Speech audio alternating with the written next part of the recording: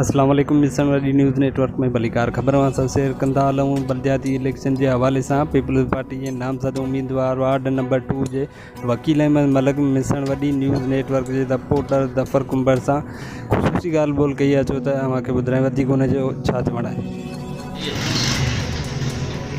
बिस्मिल्लाहिर्रहमानिर्रहीम।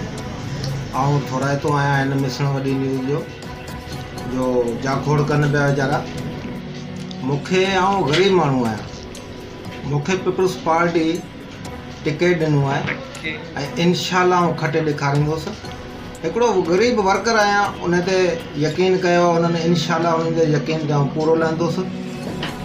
ऐं मियो अली मोहम्मद वलारी साहब असां डिस्ट्रिक्ट जेको चेयरमैन आहे, इन असांखे टिकट ॾिनो आहे ऐं इंशाअल्लाह असांजी मिसण वॾी में मलिक बिरादरी आहे, मला बिरादरी आहे ऐं ये भीड़ बिरादरी है, मेघवाड़ बिरादरी है, महाराज आहिनि, दिगारी आहिनि। इंशाअल्लाह सभु दुआनि सां कामयाबु थींदा ऐं खटे ॾेखारींदा इंशाअल्लाह।